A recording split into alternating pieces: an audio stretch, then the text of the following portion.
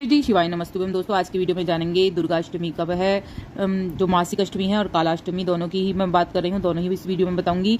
Video के last तक बने रहिएगा। और क्या भूलकर भी नहीं चढ़ता है माता को, क्या कार्य आपको नहीं करने चाहिए अष्टमी के दिन, कौन सी सब्जी भूलकर भी नहीं खानी चाहिए, सभी चीजें इस वीडियो में जानेंगे। छोटी सी वीडियो है, अच्छी लगे तो लाइक सब्सक्राइब जरूर कर लीजिएगा, जिससे आगे वीडियो मिलती रहे। कमेंट में जय माता दी श्रद्धा भाव से जरूर लगिएगा।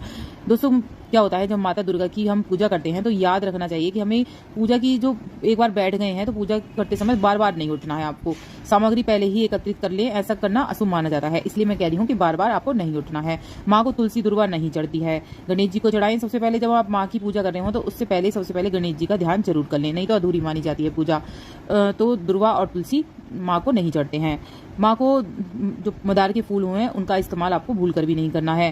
पूजा के लिए लाल पीले रंग फूल चढ़ाना शुभ माना जाता है। गुलाब के चढ़ा सकते हैं आप, गुड़हल के चढ़ाते हैं, इससे माँ बहुत ही जल्दी प्रसन्न होती है। पूजा के लिए आप जिस आसन पर बैठते हैं उसे भूलकर भी पैरों से नहीं खिसकाएं। आसन को हमेशा हाथों से ही खिसकाना चाहिए और साथ ही पूजा के दौरान आपको क्या करना है, चमड़े या बेल्ट या पर्स आसपास नहीं रखना है। मान्यता है इससे माताएं नाराज हो जाती हैं। इस दिन क्या है, आपको जो लहसुन प्याज होता है वो भूलकर भी नहीं बनाने हैं अपने घर में।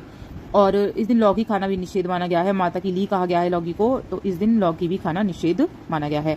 अगर आप व्रत रख रहे हैं तो एक बात का और ध्यान रखें कि इस दिन बाल खोलकर पूजा नहीं करनी है। आपको बाल बांधकर हमेशा पूजा करी जाती है। कोई सी भी पूजा हो, काले कपड़े नहीं पहनने हैं, लाल वस्त्र पहनने हैं। माता की पूजा कर रहे हैं तो 16 श्रृंगार करके ही आपको माँ की पूजा करनी चाहिए। और दोस्तों अगर आर्थिक स्थिति मजबूत ना हो तो आपको क्या करना है, एक एकांशी नारियल लेना है। पूजा के समय एक एकांशी नारियल ले लीजिए, उस पर 7 बार मौली लपेटकर माता के सामने रखना है और उस एकांशी नारियल को अपनी तिजोरी या पैसों वाले स्थान पर रखना है। ऐसा करने से बहुत ही ज्यादा धन वृद्धि होती है। अगर आपके घर में बहुत ज्यादा परेशानी चल रही है, कलह कलेश है, सुख शांति नहीं रहती है, बहुत ज्यादा परेशानी सी रहती है, तो आप हर अष्टमी पर, दुर्गा अष्टमी पड़े, कालाष्टमी पड़े, हर अष्टमी पर आपको क्या करना, 2 कपूर और 12 लौंग लेकर एक गोबर के कंडे या उपले पर जलाकर घर में घुमाना है। इससे सभी परेशानियां जितनी भी होंगी आपको छुटकारा मिलेगा।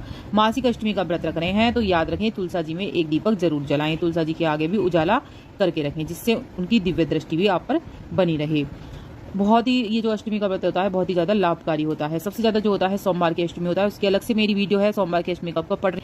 जो सोमवार की अष्टमी होती है उस दिन पूरे उसमें होती है माता, बिल्कुल कहते हैं ना शिवलिंग के आसपास विराजमान होती हैं। उस दिन विशेष पूजा करने से शिवलिंग की आपको आशीर्वाद मिलता है।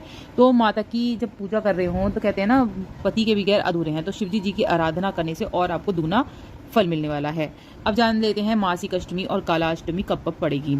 पूजा विधि मैंने आपको पहले ही वीडियो में बता चुकी हूँ। लाल कपड़ा बिछाना है, सुबह जल्दी उठना है, घर में गंगा जल का छिड़काव करना है, माता की चौकी लगाकर ही आपको पूजा करनी है, आह्वान जरूर करना है। दोस्तों हम दोनों अष्टमी के बारे में बताऊंगी, और कृष्ण पक्ष की और जो है शुक्ल पक्ष की, दोनों अष्टमियों के बारे में बताऊंगी।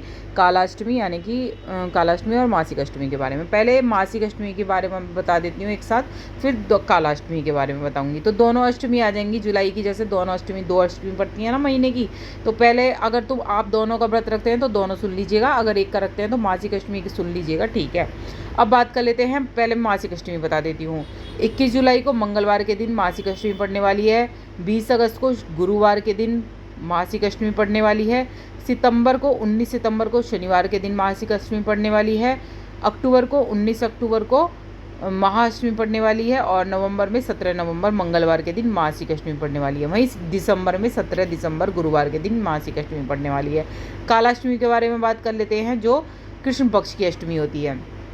अगस्त में 5 अगस्त को बुधवार के दिन अष्टमी पड़ेगी, फिर 3 सितंबर को गुरुवार के दिन अष्टमी पड़ेगी, फिर 2 अक्टूबर को शुक्रवार के दिन अष्टमी पड़ेगी, 1 नवंबर को रविवार के दिन अष्टमी पड़ेगी, वहीं 1 दिसंबर को मंगलवार के दिन अष्टमी पड़ेगी, फिर 31 दिसंबर को गुरुवार के दिन अष्टमी पड़ेगी। तो मैंने सभी बताना चाहा कि कौन सी सोमवार की पड़ेगी, कौन सी शुक्र की पड़ेगी, कौन सी रवि की पड़ेगी, वो आपको मैंने इसमें डिटेल में समझाना चाहा है, ठीक है। इसके अलावा कुछ पूछ रहा हूँ तो कमेंट बॉक्स में ज़रूर पूछिएगा। अच्छी लगे तो लाइक